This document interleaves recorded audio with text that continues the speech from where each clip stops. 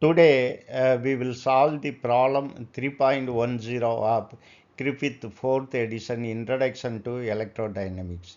A uniform line charge lambda is placed on the infinite straight wire a distance t above the grounded conducting plane. Let us say the wire runs parallel to the x-axis and directly above it, and the conducting plane is the xy plane. So I will explain using this diagram. This problem consists of two parts. Part A is find the potential in the region above the plane. So as per the problem, we have z-axis along this perpendicular, and this is the y-axis, and this green color which I have shown in green color is x-axis. So we are placing the line of charge above the x-axis and parallel to it, that is lambda plus lambda, and we are going to solve this problem using image charge. So we are placing a image charge minus lambda. If this distance is t, this also will be t, but since it is negative axis, we are keeping this as minus t. So now we have to find the potential at this point, that is V at yz along the yz axis. So now I can redraw this violet color one because that is under point under consideration. I have redrawn. This is we have to find the potential at yz. Now this is y and this is z axis. We have image charge lambda. So at a distance t from here, and we are keeping a image charge minus lambda. So this distance also equal, but since it's a negative axis, we are keeping that as minus t. So we have to find the potential at this point yz. Yz is equal to, by definition, it is lambda over 2 pi epsilon naught natural logarithm of this s minus is distance from the image charge to the point under consideration, that is this point here to here, from minus lambda to here, that point, and s plus this distance is from this point to the point under consideration.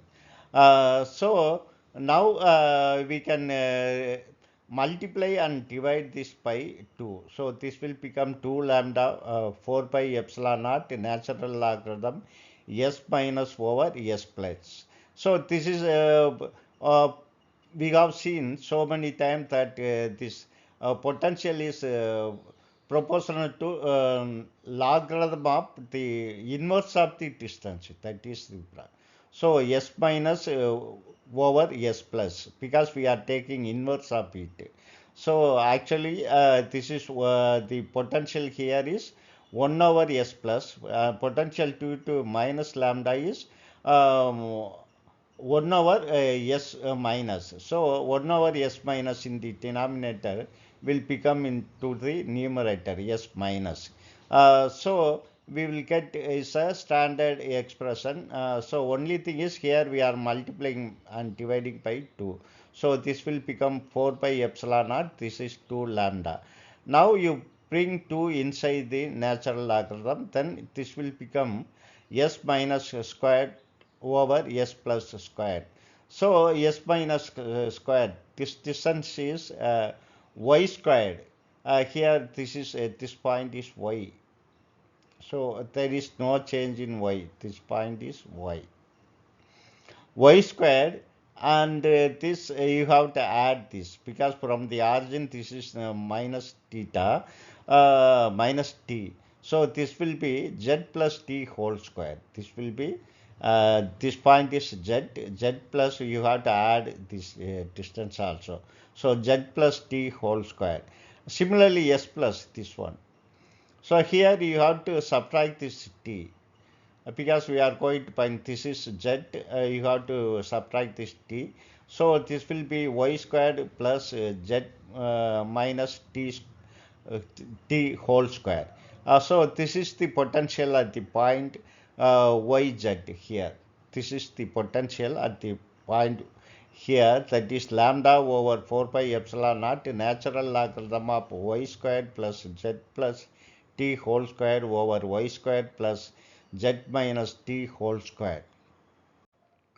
Now, section P is find the charge density sigma induced on the conducting plane. Induced on conducting plane means here z must be equal to 0. That you have to keep it in your mind. Then only this is at x plus xy plane. So if z is equal to 0. So sigma by definition from Gauss theorem, sigma is equal to epsilon naught divergence E. But divergence E is equal to minus delta V over delta Z. We are going to find the potential along the Z direction. Particularly we have to find Z equal to 0.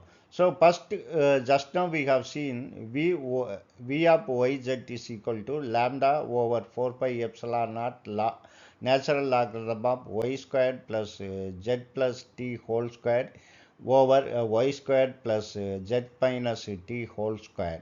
So this can be, for mathematical convenience, I am writing this as natural logarithm of y squared plus z plus t whole squared minus, because it's just in denominator, I can write that as minus natural logarithm of y squared plus z minus t whole squared.